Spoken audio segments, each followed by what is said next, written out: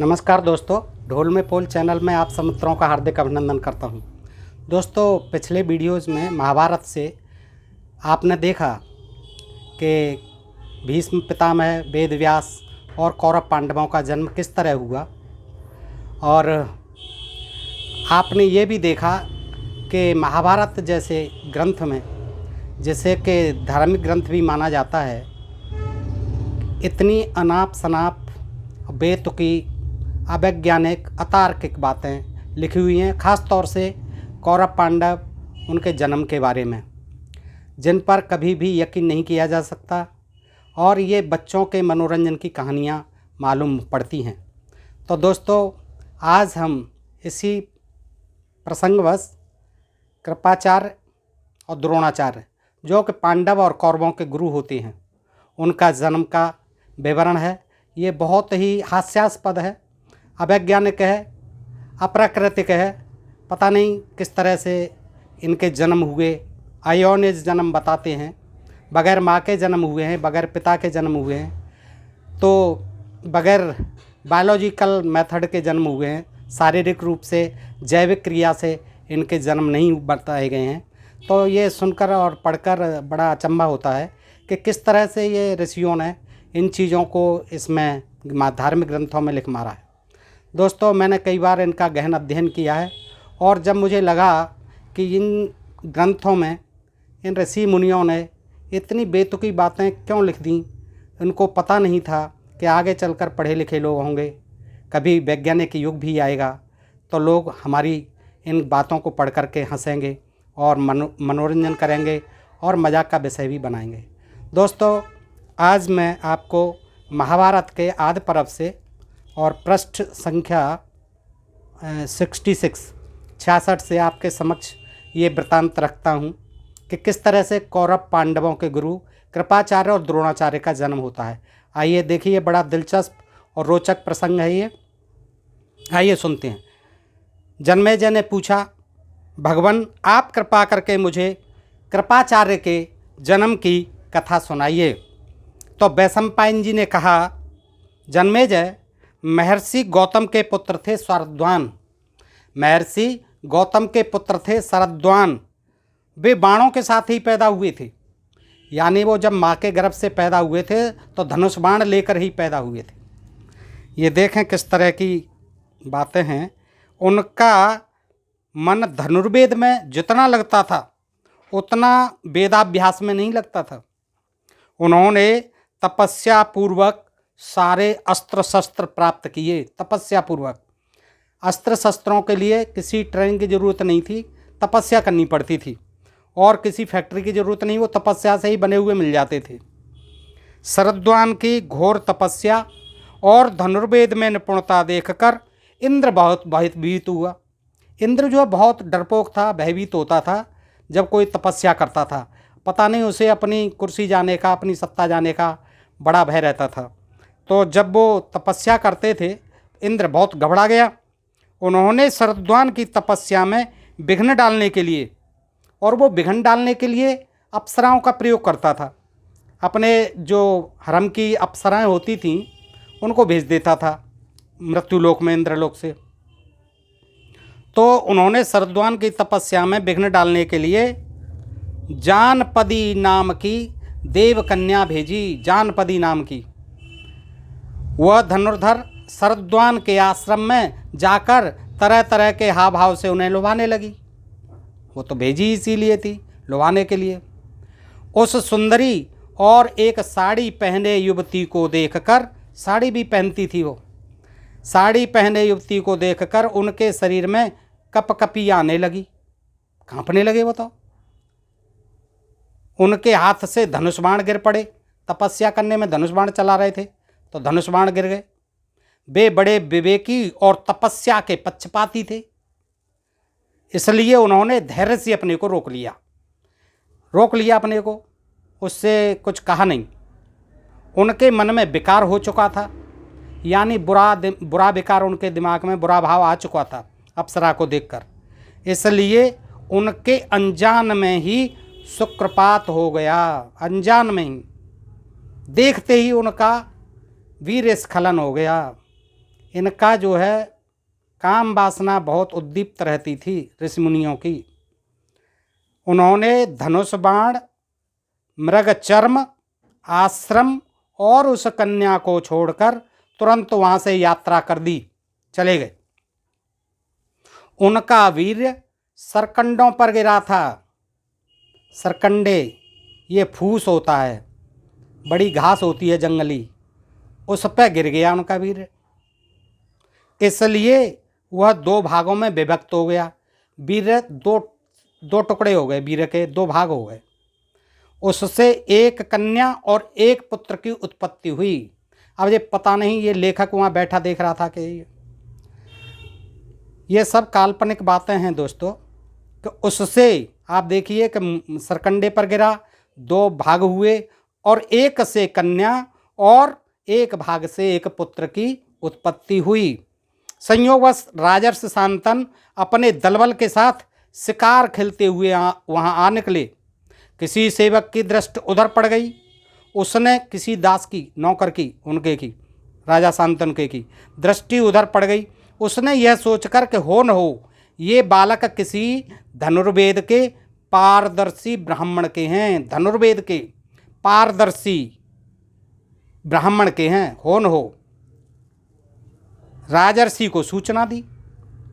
उन्होंने कृपावश होकर उन बालकों को उठा लिया और ये तो अपने ही बालक हैं ऐसा सोचकर घर ले आए। अरे ये तो अपने ही बालक हैं, ये ऐसा सोचकर राजा शांतनु अपने घर ले आए। उन्होंने उन बच्चों का पालन पोषण और यथोचित संस्कार किया तथा उनके नाम कृप एवं कृपी रख दिए। लड़के का नाम कृप, लड़की का नाम कृपी। जब शरद्वान को तपोबल से यह बात मालूम हुई, अब तपोबल से मालूम हो गई। शरद्वान को जब चले गए छोड़ छाड़ के, तब कुछ नहीं मालूम था। जब शरद्वान को तपोबल से यह बात मालूम हुई, तब वे भी राजर्षि शांतनु के पास आ गए और उन बालकों के नाम गोत्र आदि बतलाकर, वहाँ नाम गोत्र पहले रख दिए उन्होंने, कृप कृपी। ये कह रहे हैं कि नाम, बालकों के नाम गोत्र आदि बतलाकर चारों प्रकार के धनुर्वेदों, विविध शास्त्रों और उनके रहस्यों की शिक्षा दी उस बच्चे को। थोड़े ही दिनों में बालक कृप सभी विषयों के परमाचार्य हो गए, परम आचार्य बन गए। अब कौरव और पांडव यदुवंशी तथा अन्य राजकुमारों के साथ उनसे धनुर्वेद का अभ्यास करने लगे। दोस्तों ये प्रसंग आपने देखा कि किस तरह से शरद्वान ऋषि का वीर्य जो है सरकंडे पर गिरा और वो दो भागों में बटा और उससे एक कृप और कृपी दोनों बच्चे पैदा हुए। तो दोस्तों इस प्रकरण को पढ़कर और सुनकर और समझकर मुझे गालिब का एक शेर याद आता है कि हमको मालूम है जन्नत की हकीकत, लेकिन हमको मालूम है जन्नत की हकीकत, लेकिन दिल को खुश रखने को, दिल को खुश रखने को एक गालिब ख्याल ये अच्छा है। दिल को खुश रखने को गालिब ये ख्याल अच्छा है। मन बहलाने के लिए ये कथा कहानियाँ, किस्सा कहानियाँ बहुत ही अच्छी हैं और इसमें कोई शक नहीं। तो आइए दोस्तों आगे बढ़ते हैं। भीष्म ने विचार किया कि पांडवों और कौरवों को इससे भी अधिक अस्त्र ज्ञान प्राप्त होना चाहिए। भीष्म ने विचार किया कि पांडवों और कौरवों को इससे भी अधिक अस्त्र ज्ञान प्राप्त होना चाहिए। अब इन्हें कोई साधारण पुरुष तो शिक्षा दे नहीं सकता, इसलिए इस विद्या का कोई विशेषज्ञ ढूंढना चाहिए, धनुर्विद्या का कोई स्पेशलिस्ट ढूंढना चाहिए। ऐसा भीष्म पितामह विचार करते हैं। किसके लिए? कौरव पांडवों के लिए, कि अब तो इनके लिए कोई धनुर्विद्या का विशेषज्ञ तलाशना पड़ेगा, इसलिए इस विद्या का कोई विशेषज्ञ ढूंढना चाहिए। यह सोचकर उन्होंने पांडवों और कौरवों को द्रोणाचार्य के हाथों सौंप दिया। वे भीष्म के सत्कार से प्रसन्न होकर राजकुमारों को धनुर्वेद की शिक्षा देने लगे। थोड़े ही दिनों में सबके सब राजकुमार सारे शास्त्रों में प्रवीण हो गए। अब ये कृपाचार्य जो है गुरु बन गए उनके। ये यहाँ द्रोणाचार्य गलत लिख दिया है, कौरवों को कृपाचार्य के हाथों सौंप दिया, द्रोणाचार्य को बाद में दिया है। पहले कृपाचार्य पैदा हो गए और कृपाचार्य को इनके हाथों सौंप दिया। अब इस आगे जो है आप द्रोणाचार्य का भी जन्म सुनिएगा कि द्रोणाचार्य का जन्म कैसे हुआ। जन्मेजय ने पूछा द्रोणाचार्य का जन्म कैसे हुआ, उन्हें अस्त्र कैसे मिले थे और कौरवों के साथ उनका संबंध किस प्रकार हुआ। साथ ही यह भी सुनाइए कि श्रेष्ठ अस्त्रवेत्ता अश्वत्थामा का जन्म कैसे हुआ। वैशंपायन जी ने कहा, जन्मेजय, पहले युग में गंगाद्वार नामक स्थान पर महर्षि भरद्वाज रहा करते थे। वहाँ शरद्वान ऋषि थे, गौतम ऋषि के पुत्र, उनसे कृपा का हो गया जन्म। अब जो है यहाँ पर महर्षि भरद्वाज रहते थे एक आश्रम पर गंगाद्वार। वे बड़े व्रतशील और यशस्वी थे। एक बार वे यज्ञ कर रहे थे। उस दिन सबसे पहले ही वे महर्षियों को साथ लेकर गंगा स्नान करने गए। वहाँ उन्होंने देखा कि घृताची अप्सरा, ये घृताची आ गई, घृतास वहाँ जानपदी अप्सरा आई थी। वहाँ उन्होंने देखा कि घृताची अप्सरा स्नान करके जल से निकल रही है। उसे देखकर उनके मन में काम वासना जाग उठी। अब काम वासना उनकी भी जग गई। जब उनका वीर्य स्खलित होने लगा तब उन्होंने उसे द्रोण नामक यज्ञ पात्र में रख दिया। जो यज्ञ का पात्र था द्रोण, उसमें रख दिया अपने वीर्य को। उसी में ही द्रोण का जन्म हुआ। अब लगा लीजिए, न माप की ज़रूरत, न पिता की ज़रूरत, न गर्भाशय की ज़रूरत, न किसी प्रसव पीड़ा की ज़रूरत। द्रोण जी भी द्रोण से पैदा हो गए यज्ञ पात्र से। महर्षि भरद्वाज ने पहले ही आग्नेयास्त्र की शिक्षा अग्निवैश्य को दे दी थी। अपने गुरु भारद्वाज की आज्ञा से अग्निवैश्य ने द्रोण को आग्नेयास्त्र की शिक्षा दी। द्रोण पैदा हो गए द्रोण से, यज्ञ पात्र से, और अग्निवैश्य ने, भरद्वाज का जो शिष्य था, उसने द्रोण को आग्नेयास्त्र की शिक्षा दे दी। भरद्वाज ऋषि के ब्रह्मलीन होने पर, यानी उनके निधन होने पर, द्रोण अपने आश्रम में रहकर तपस्या करने लगे। उन्होंने शरद्वान की पुत्री कृपि से विवाह किया। अब वो जो सरकंडे से पैदा हुई थी कृपि, उससे शादी कर ली द्रोणाचार्य ने। वह बड़ी धर्मशीला और जितेंद्रिया थी। कृपि के गर्भ से अश्वत्थामा का जन्म हुआ। उसका अश्वत्थामा नाम होने के कारण यह था कि उसने जन्मते ही उच्च श्रवा अश्व के समान श्याम अर्थात शब्द किया था।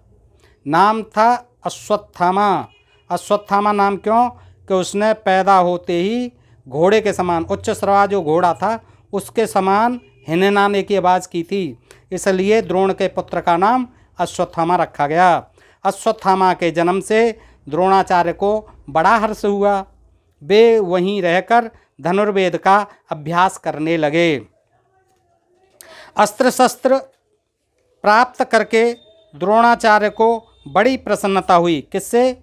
आचार्य द्रोण को मालूम हुआ कि जमदग्नि नंदन भगवान परशुराम ब्राह्मणों को अपना सर्वस्व दान कर रहे हैं।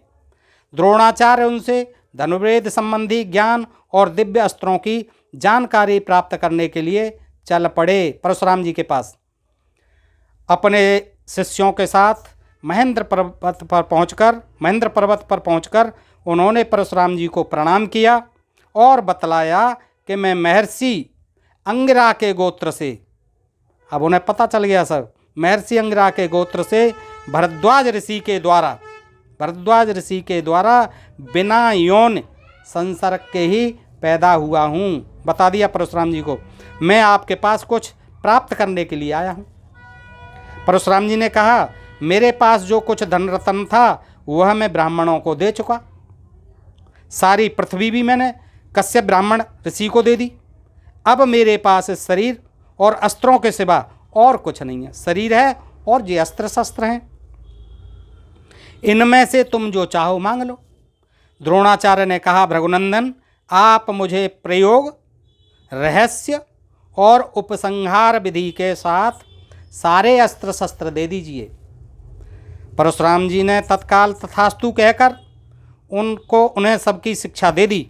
अस्त्र शस्त्र प्राप्त करके द्रोणाचार्य को बड़ी प्रसन्नता हुई। फिर वे अपने मित्र द्रुपद के पास गए, जो गुरुकुल में पढ़ता था भरद्वाज के आश्रम में। वो द्रुपद राजा था और उसके वो मित्र मानते थे, उसके पास गए। द्रोणाचार्य ने द्रुपद के पास जाकर कहा, राजन, मैं आपका प्रिय सखा द्रोण हूँ, आपने मुझे पहचान तो लिया। पांचाल राज द्रुपद द्रोणाचार्य की बात से बिगड़ गए।